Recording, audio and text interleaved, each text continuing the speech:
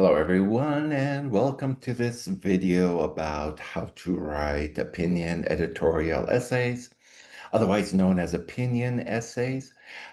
This is a valuable skill because number one, it is an assignment that generative artificial intelligence cannot do for you.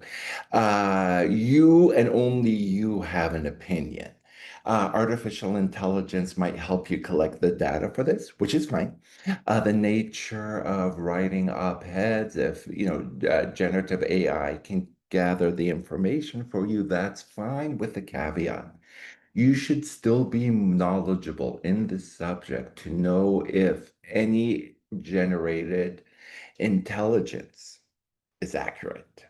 And this is key because if you ask for help writing an opinion editorial, it might remember, all generative AI does is take what is outside, what is out there on the internet.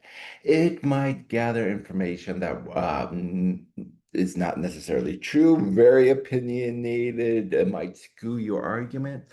So, like I said, use like in the old days of the, when Google emerged, you collect from the web information as a tool to help you maybe spark ideas, but always be wary of using outside information because your opinion is your own. You want to argue what is dear to your heart, but you don't, you want to argue in your own words. Okay, so without further ado, let me show you what is an op-ed, and then I'll just show you examples of how to write one based on an article I am writing to commemorate the 80-year anniversary of the dropping of the atomic bomb in Hiroshima.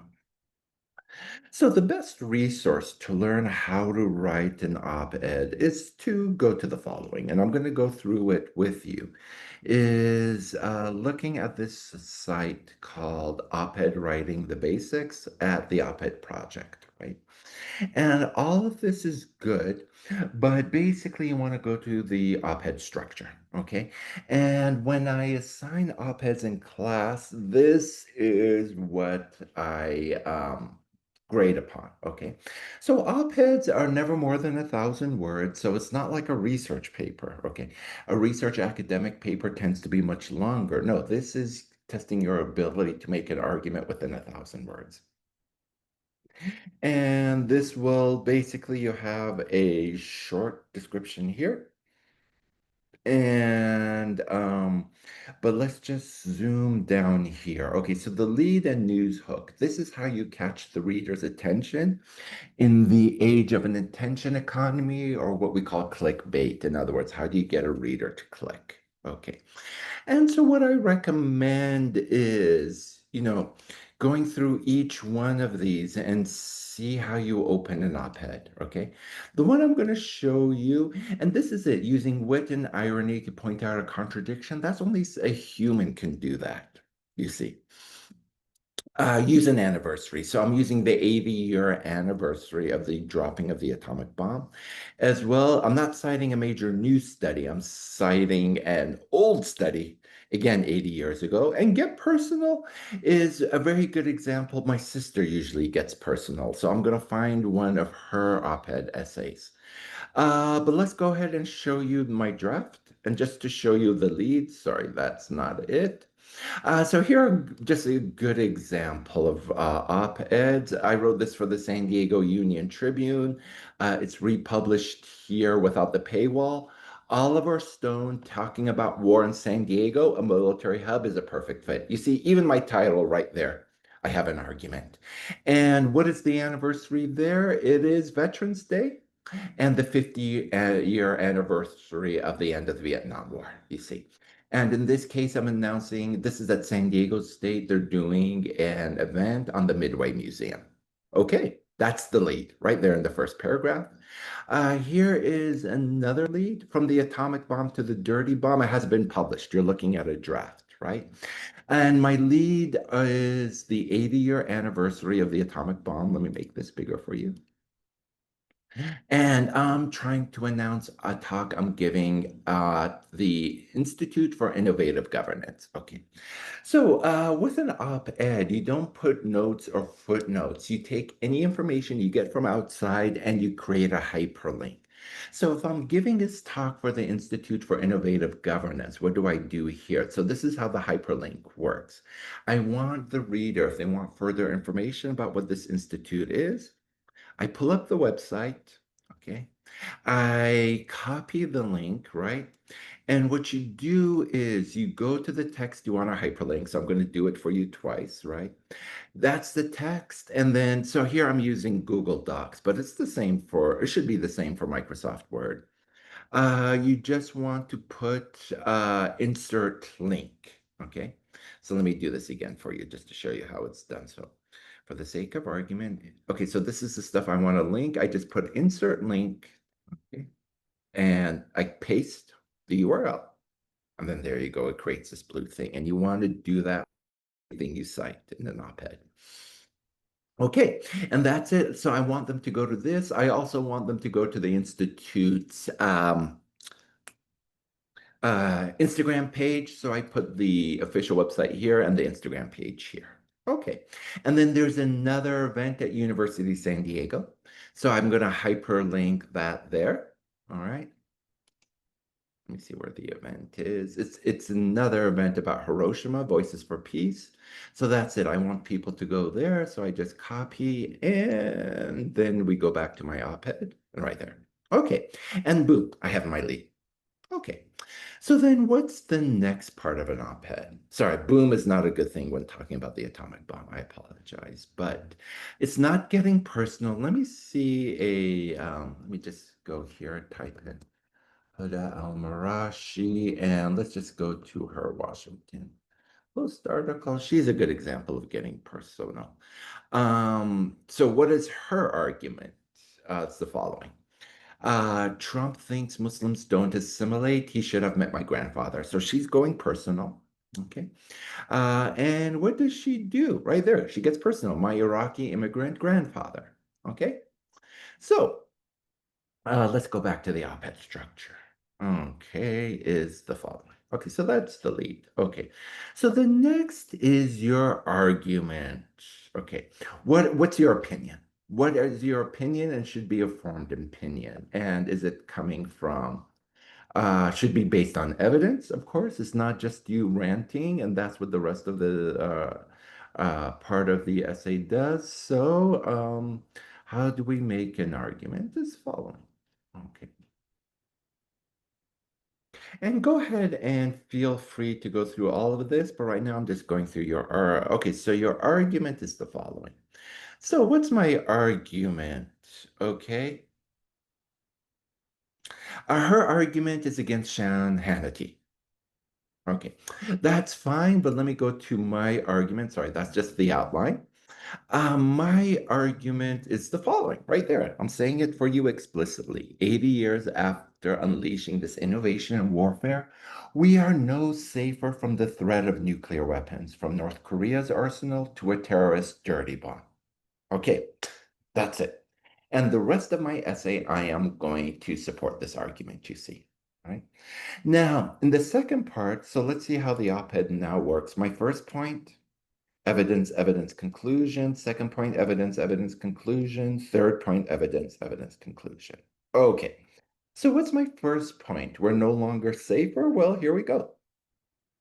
Let us look at the op-ed where I'm citing a person named George Orwell. Okay, so here's evidence, evidence, conclusion. Okay, see how I do it? Evidence, evidence, conclusion. So I am referring to George Orwell's essay, the author of 1984. Okay, evidence, evidence, and then I conclude, right? And if I'm writing about you and the atom bomb, how do I cite it? I go to the Orwell Foundation's website. I find it here. I take the URL and I just create the hyperlink here. That's what we would call a footnote or an endnote in the op-ed essay. Okay. And basically, it's this. Right? George Orwell introduces the term Cold War. as well as predicts nuclear proliferation. And in this case, when I wrap up, I'm talking about here we are, 21st century, the Cold War still more or less continues in some sense, and we almost had a nuclear showdown. Okay. And the rest is very simple. Second point, third point. So, a couple of, somewhat shortish paragraphs conclude, and then we start to wrap up. So let's see here. And again, all within 1,000 words. Okay, so now evidence, conclusion. North Korea, North Korea. Okay. And basically this, we're still under the threat of either a threat from North Korea. Evidence, conclusion. We're still under a threat from basically continuous wars. Okay.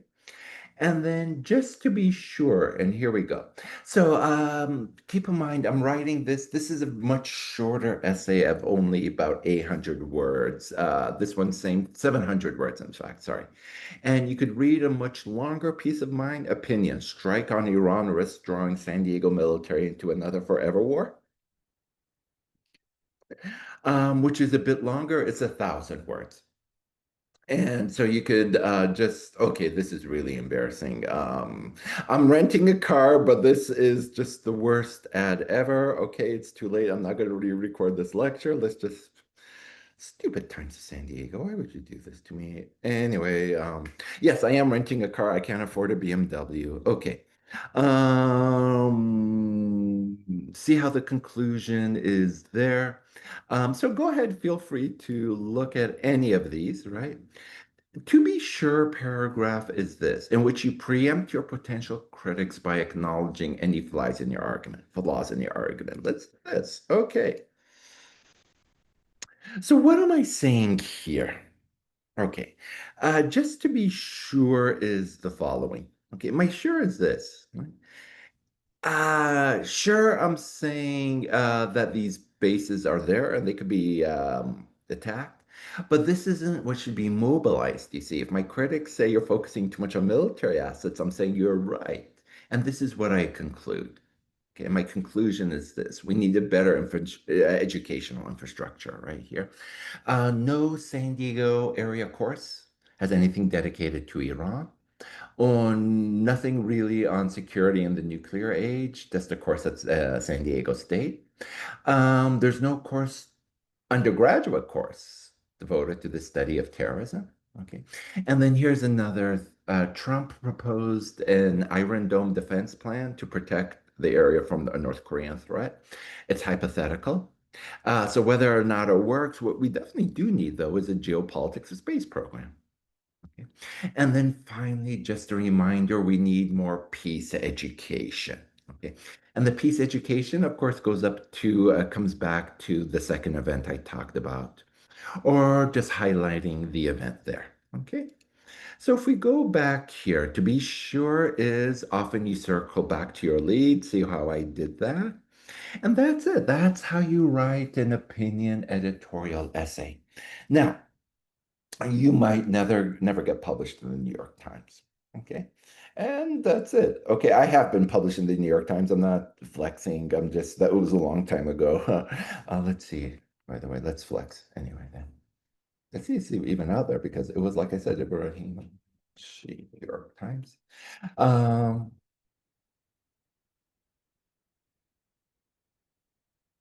it's out there. See, it's that old. uh, see, Dom's orders.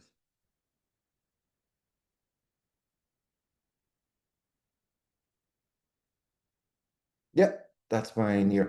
But I'm just saying, okay, you might never get published in the New York Times. Okay, there's a paywall, or you create an account. But anyway, um, why is this skill important? Okay, number one, I said it's a skill we rarely teach at the college level. Number two, it's a good skill going into the job market. If you put on your LinkedIn account, had a training in how to write opinion editorial essays. In this day and age, we forget how to write or make, or even think in our head, what are informed arguments? What are informed arguments based on evidence? So it's a good thing to put on your LinkedIn account. It's just a good skill to train yourself for. And like I said, in the age of generative AI, this is you are writing from what you know. My experience is write what you know. AI cannot write about my sister's Iraqi grandfather. This is something my sister only could write.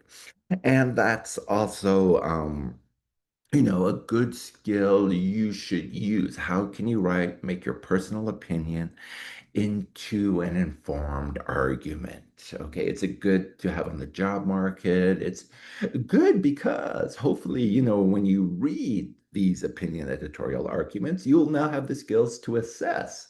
Is it a flawed argument? Is this a good argument? And in this day, day and age of polarization, yeah, it's a good way of, encountering arguments and then developing counter arguments. All right. Well, thank you.